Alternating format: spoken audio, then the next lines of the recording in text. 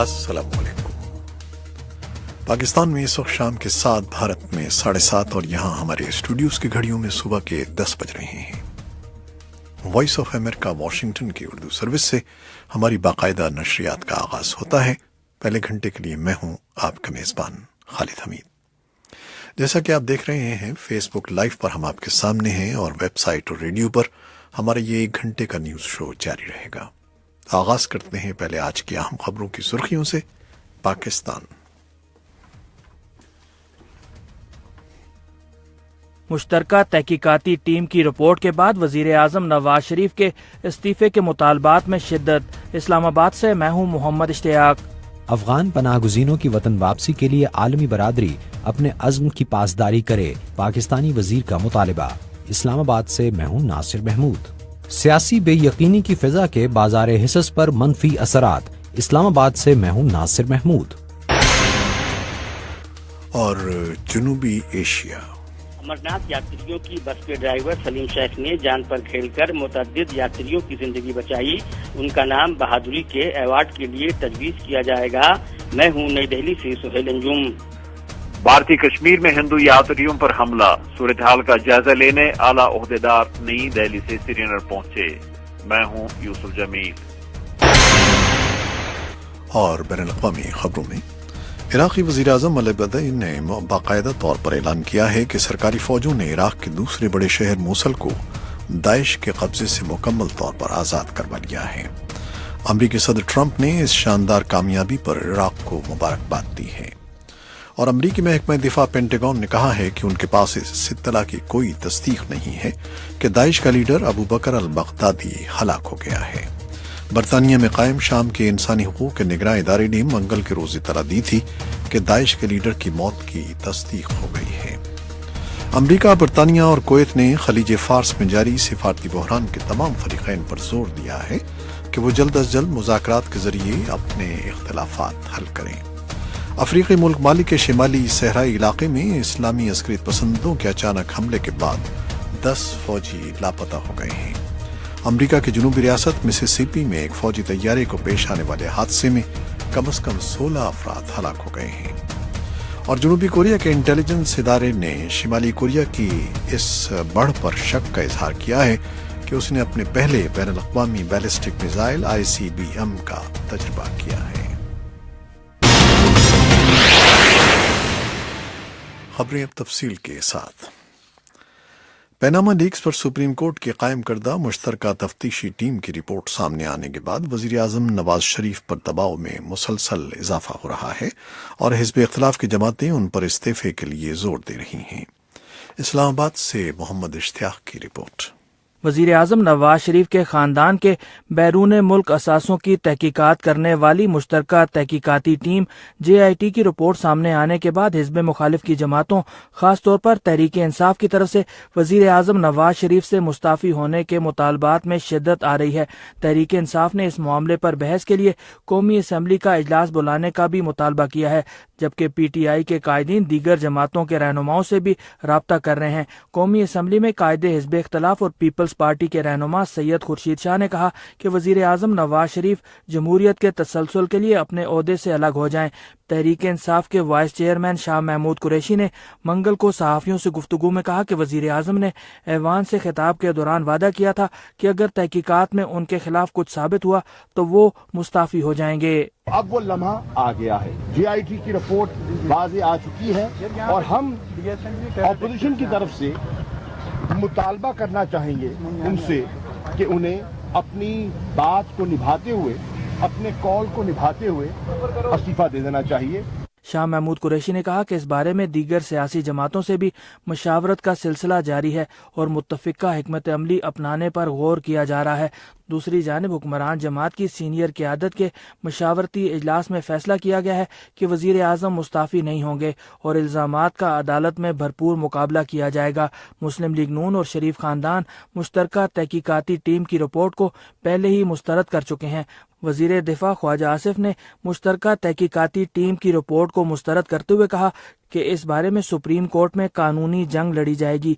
जितनी legal options हमें available हैं हम सारी एक्सरसाइज करेंगे। हमें अदालत उज़्मा पे एतमाद है इस अदलिया बहाली में हमारा खून शामिल है, इसलिए हमें इस अदलिया से पूरी उम्मीद है कि कानून और आइन के मुताबिक जो है हमसे बर्ताव किया जाएगा, साजिशों के जरिए हमारे साथ बर्ताव नहीं किया जाएगा। मुश्तरका तहकीकाती रिपोर्ट के बारे में इस्लामाबाद की मार्केट में मौजूद मुख्तलिफ तबकों से ताल्लुक़ रखने वाले अफराद ने इस बारे में मिले जुले रद्द अमल का इजहार किया। ये बहुत अच्छा फैसला है, JIT वालों ने बहुत मेहनत की है। ये पहली दफ़ा ऐसा मौका है कि एक हुक्मरान जमात के खिलाफ उन्होंने बड़ा दिलेरी के साथ इंक्वायरी की है और सही रिपोर्ट दी है। मुझे यही लगता है कि मियाँ साहब को इस्तीफ़ा देना पड़ेगा और हुकूमत छोड़नी पड़ेगी। जी मैं तो ये समझता हूँ कि जमहूरियत जो है ये इसको नुकसान नहीं होना चाहिए, और वज़ीर-ए-आज़म नवाज शरीफ की क़यादत में हर दौर में मुल्क ने तरक्की की है। जो दहशतगर्दी वाला मामला था इनके दौर में आके बिल्कुल ये नहीं कि आप ये समझ लें कि 90% 70% जो ख़त्म हुआ है। देखें जी, उन्होंने जो फैसला दिया है, JIT ने बड़ा अच्छा फैसला दिया है इनके बारे में। ज़ाहिर बात है अगर इन्होंने अच्छे काम किए होते तो इनके हक़ में फैसला देते। अब इस मामले की समाअत 17 जुलाई को सुप्रीम कोर्ट में होगी, जिसमें फरीकैन JIT की रिपोर्ट के मुताबिक अपने अपने मौक़िफ़ के हक में दलाइल देंगे। Mohammad Ishtiaq, voice of America, Islamabad. Pakistan ने बैनुल-अक़वामी कम्युनिटी से कहा है कि वह अफगान पनाहगज़ीनों की वतन वापसी और आबादकारी में मदद फराहम करे। क़बायली उमूर के वज़ीर ममलकत अब्दुल क़ादिर बलोच ने कहा है कि बैनुल-अक़वामी बिरादरी अफगान पनाहगज़ीनों की अपने घरों को बाइज़्ज़त वापसी और बहाली के लिए अपने वादे पूरे करें। इस्लामाबाद से ये रिपोर्ट है नासिर महमूद की। विफाकी वज़ीर बराए रियासतों और सरहदी उमूर ने मुतालबा किया है कि बैनुल-अक़वामी बिरादरी अफ़गान पनाहगज़ीनों की बाइज़्ज़त तरीके से अपने वतन वापसी के लिए किए गए अपने अज़्म को पूरा करे। मंगल को इस्लामाबाद में एक तकरीब से खिताब करते हुए अब्दुल क़ादिर बलोच का कहना था कि तकरीबन 30 लाख अफ़गान पनाहगज़ीन पाकिस्तान में क़याम पज़ीर हैं, जिसकी वजह से मुल्क को बहुत सी मुश्किलात का सामना करना पड़ रहा है। अक़वाम मुत्तहिदा के मुताबिक पाकिस्तान सबसे ज्यादा पनाहगज़ीनों की मेज़बानी करने वाला दुनिया का दूसरा बड़ा मुल्क है, जहां 14 लाख अफ़गान पनाहगज़ीन मौजूद हैं। लेकिन हुकाम के मुताबिक तकरीबन 10 लाख के करीब अफ़गान बाशिंदे ऐसे भी हैं जो बगैर इंदराज के गैर कानूनी तौर पर मुल्क के मुख्तलिफ हिस्सों में रह रहे हैं। अफ़गान पनाहगज़ीनों की वतन वापसी का प्रोग्राम अक़वाम मुत्तहिदा के इदारा बराए पनाहगज़ीन यानी UNHCR की मुआवनत से जारी है, और गुज़श्ता साल तकरीबन 6 लाख अफ़गान बाशिंदे सालों तक पाकिस्तान में बतौर पनाहगज़ीन मुक़ीम रहने के बाद अपने वतन लौट गए थे। 1980 की दिहाई में अफ़गानों की एक बड़ी तादाद अपने मुल्क में रूसी फौजी मुदाखलत के बायस नकल मकानी पर मजबूर हुई थी, और लाखों अफ़गान शहरियों ने पाकिस्तान का भी रुख किया था। पाकिस्तान ये कहता आया है कि इतनी बड़ी तादाद में दिहाइयों तक इन पनाहगज़ीनों की मेज़बानी से न सिर्फ मुल्की वसाइल पर बोझ पड़ा, बल्कि इसके अपने शहरियों के मुआशी मसाइल में भी इजाफा हुआ है। इस बोझ को कम करने के लिए आलमी बरादरी UNHCR के अलावा दीगर ज़राए से भी पाकिस्तान की मुआवनत करती आई थी, लेकिन हालिया बरसों में दुनिया के मुख्तलिफ हिस्सों खुसूसन शुमाली अफ्रीका और मशरक़ वस्ता में पैदा होने वाले तनाज़ात के बायस लाखों अफराद के मुतासिर होने से ये मुआवनत बढ़ गई और इसमें खातिर खाक कमी भी वाक़ हुई। इसका अंदाज़ा इस बात से भी लगाया जा सकता है कि गुज़श्ता साल UNHCR ने रज़ाकाराना तौर पर वतन वापस जाने वालों के लिए ज़रे मुआवनत $400 फ़ीकस रखा था, जिसे अब कम करके $200 कर दिया गया है। आलमी इदारा इसकी वजह फंड्स की कमियाबी बताता है। Nasir Mahmood, voice of America, Islamabad.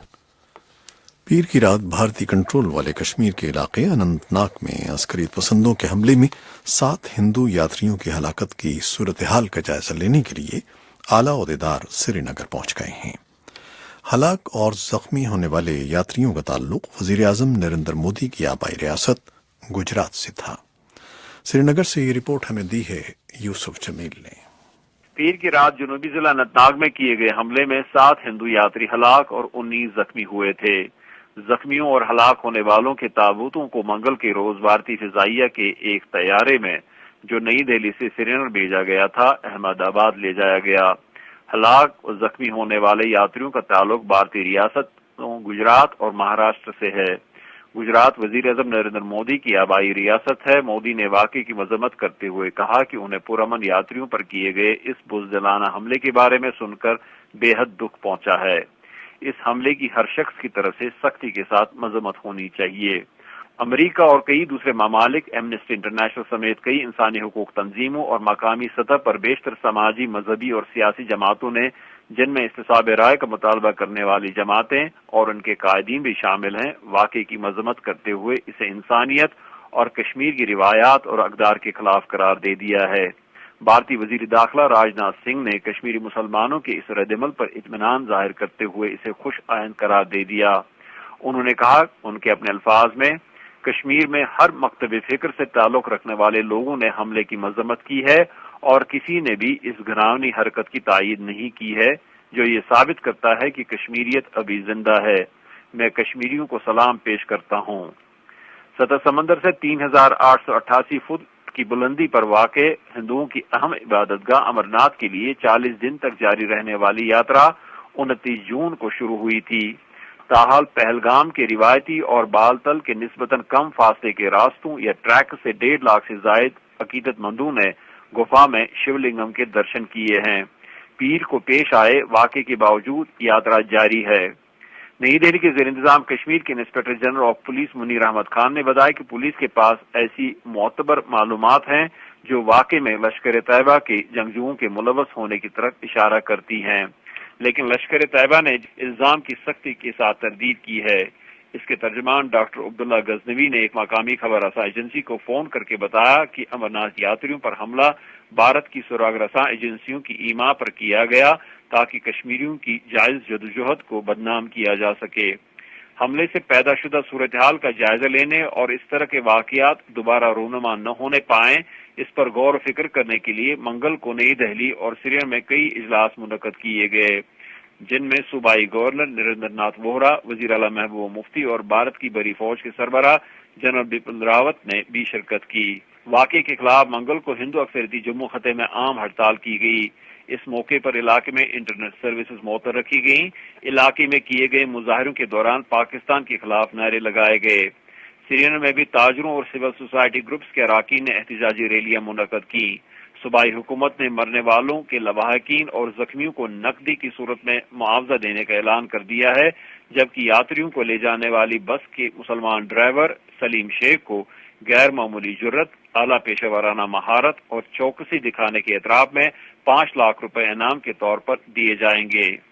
Yusuf Jamil, voice of امریکہ، سری نگر۔ عراق کے وزیر اعظم حیدر العبادی نے باقاعدہ طور پر اعلان کیا ہے کہ سرکاری فوجوں نے عراق کے دوسرے بڑے شہر موصل کو داعش کے قبضے سے مکمل طور پر آزاد کروا لیا ہے۔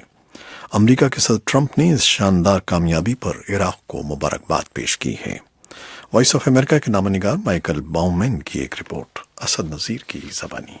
عراق کے وزیر اعظم حیدر العبادی نے پیر کے روز سرکاری طور پر اعلان کیا کہ عراقی فورسز نے موصل شہر کو مکمل طور پر واگزار کر کے اس کا کنٹرول حاصل کر لیا ہے۔ عراق کے اس دوسرے بڑے شہر پر دولت اسلامیہ یا داعش نے قبضہ کر کے یہاں سے خلافت کا اعلان کیا تھا۔ موصل کی فتح کا جشن عراقی دارالحکومت بغداد میں بھی منایا جا رہا ہے۔ یہاں کے ایک شہری علی محسن کہتے ہیں، الشعب العراقي الكل الشعب العراقي هذا النصر الذي حققته القوات الأمنية كافة صنوفها۔ بغداد کے شہری محسن کہہ رہے ہیں کہ ہم عراقی عوام کو مبارکباد دیتے ہیں، تمام عراقی فورسز نے مل کر یہ فتح حاصل کی ہے، انہوں نے بڑی بہادری سے یہ مہم سر کی ہے۔ ہمیں امید ہے کہ داعش کو مکمل طور پر جڑ سے اکھاڑ پھینکیں گے تاکہ بے گھر ہونے والے افراد اپنے گھروں کو واپس لوٹ سکیں۔ وزیر اعظم آبادی موصل کا دورہ کر کے بغداد واپس پہنچے ہیں۔ ان کا کہنا ہے کہ عراق کو اب بھی بہت سے بڑے چیلنجوں کا سامنا ہے۔ دولت اسلامیہ کے عقوبت خانے اب بھی موجود ہیں جنہیں ہم تباہ کر دیں گے۔ واشنگٹن میں وائٹ ہاؤس کی نائب ترجمان سارا ہکیبی سینڈرز نے صدر کا خصوصی پیغام پڑھ کر سنایا۔ We in the United States and the global coalition are proud to stand with the Iraqi security forces and all those who made this moment of liberation possible. White house کی نائب ترجمان نے امریکی صدر کا بیان پڑھتے ہوئے کہا کہ امریکہ اور عالمی اتحاد کو عراقی سیکورٹی فورسز پر فخر ہے۔ اس کے علاوہ وہ سب لوگ لائق تحسین ہیں جنہوں نے اس مہم کو کامیابی سے ہمکنار کیا۔ ہم نے داعش کے خلاف شاندار پیش رفت کی ہے۔ سال 6 مہینوں میں داعش ایک بہت بڑا خطرہ بن چکا ہے۔ موصل کو داعش نے اپنی خلافت کا مرکز قرار دیا تھا اور اب یہاں سے مکمل ہزیمت کے بعد اس کے دن گنے جا چکے ہیں۔ موصل میں اتحادی فوجوں کے commander lieutenant general Stephen Townsend کا کہنا ہے کہ فتح حاصل کرنے کے بعد اب بھی داعش کے خلاف ایک طویل اور سخت جنگ کرنا ہوگی۔ یہ گروپ اب بھی موصل کے باہر ایک بہت بڑے علاقے میں اور شام کے کچھ حصوں تک پھیلا ہوا ہے۔ Asad Nazir, voice of America, Washington. Website اور ریڈیو پر ابھی ہمارا یہ نیوز شو جاری ہے، لیکن فیس بک لائیو سے ہم آپ سے اجازت چاہتے ہیں۔ اللہ حافظ۔